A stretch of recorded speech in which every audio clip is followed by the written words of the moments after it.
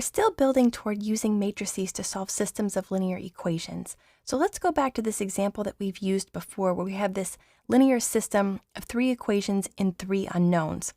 And what I want to talk about in this particular video are row operations. And there are 3 row operations that I want to focus on. But first, let's take this system of linear equations and put it into matrix form like we did before. So let's remember that we start here with the coefficients on x, 3, -1, and 1. So we can put those in our first column. Then we have coefficients on y, -2, -5, and 4. So -2, -5, and 4. Coefficients on z of 1, 4, -6. So 1, 4, -6. And then we'll go ahead and augment this matrix with the constants from the right side, 2, 1, and -9. So this is our linear system represented as a matrix. Now, like I said, there are 3 row operations that I want to focus on. The first one is the row operation where we switch 2 rows. So we'll just go ahead and call that switching. And when we switch rows in a matrix, we literally do just that. We switch places with 2 of the rows. For instance, we could take the first row here and move it down to become the second row, and take the second row and move it up to become the first row. So we would just switch the first and the second row. If we did that, here's what the matrix would look like. Our third row would remain unchanged, so we'd still have 1, 4, -6, and then -9. And then our first row would become the second row. So 3, -2, 1, 2 moves to the second row, 3, -2, 1, and 2.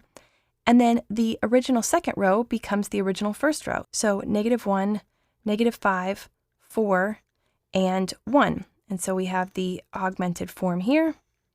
And this is the matrix after we've switched rows 1 and 2. So that row operation looks like this. We say row 1, which we indicate with a capital R and then a small 1. And we say that we're switching that with row 2. So this is the row operation that says switch row 1 with row 2. We could also write that as switch row 2 with row 1. Both of these logically mean the same thing, so we could write it either way. And realize that we could perform as many switches as we want. So after switching the first and second row, we could go on to switch the second and third rows and then switch the first and third rows. We can make any row switches that we want. And that makes sense because remember that this matrix still just represents this linear system. And if we were to switch rows 1 and 2 up here, the linear system doesn't change. We still have the same 3 equations. We just happen to write them in a different order, but that order doesn't change the solution to the system. So the same is true when you put the system into matrix form. Switching the rows doesn't change any of the values in the system. So we're allowed to make row switches. We can also multiply rows by scalars. So we'll call that scaling. We can scale a particular row or rows of the matrix. And this should make sense to us as well, because if you remember how we solved this system using elimination, sometimes we would multiply through one equation by a constant. For example, we could multiply through this second equation by 3 in order to get a -3x here that would allow us to add the first and second equations and eliminate that x variable. Well, the same is true even when we put this system into matrix form. So again, starting with the original matrix here, let's say we do want to multiply through the second equation by 3. Well, that's the same as multiplying through the second row by 3. So we could rewrite this matrix here. The first row will stay the same, 3, -2, 1, and 2. The third row will stay the same, 1, 4, -6, and -9.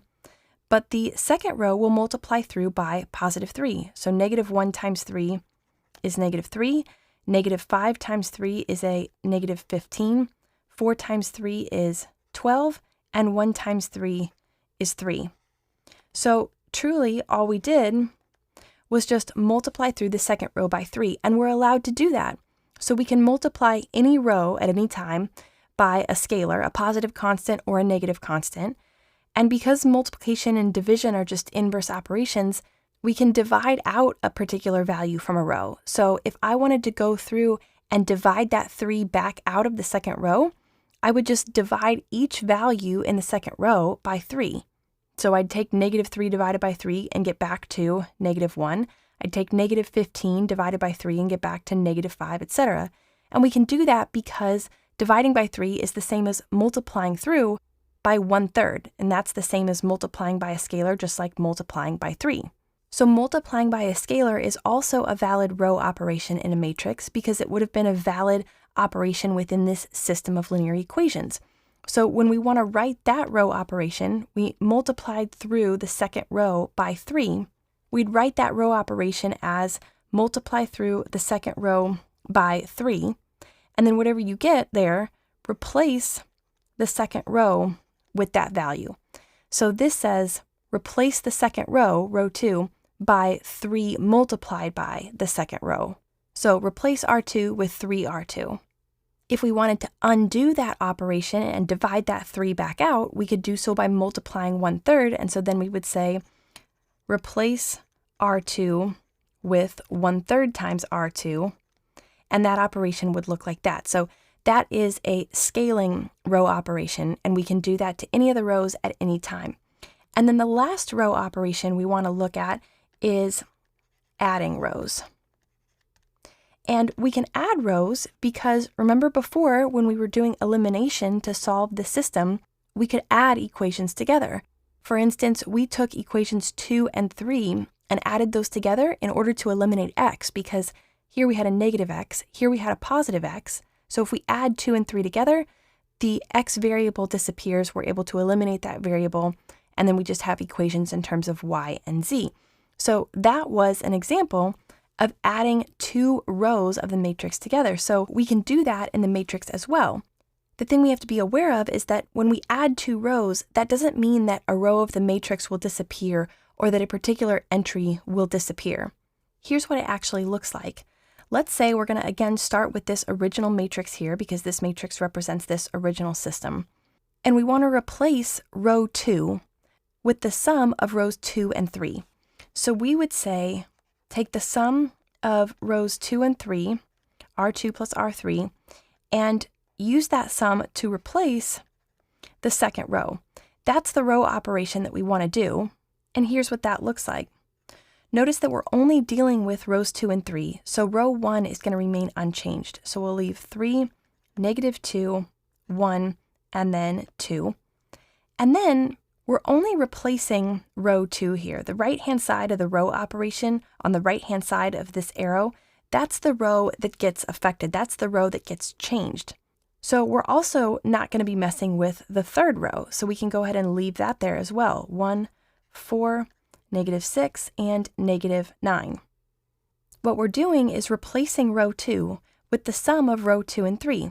So I just come over here to rows 2 and 3 and I add them, and then I'm going to record those entries as the new row 2. So negative 1 plus 1 is 0, so I get a 0 there. Negative 5 plus 4 is a negative 1. 4 plus a negative 6, or 4 minus 6, is a negative 2. And then 1 plus a negative 9, or 1 minus 9, is a negative 8. And then that's still augmented. So this is the new matrix after replacing row 2 with the sum of rows 2 and 3. So I added rows 2 and 3 together and used that sum to replace the second row, and that's what it looks like to add rows together. Notice that that row operation is the same as saying row 2 minus negative row 3, using that to replace row 2.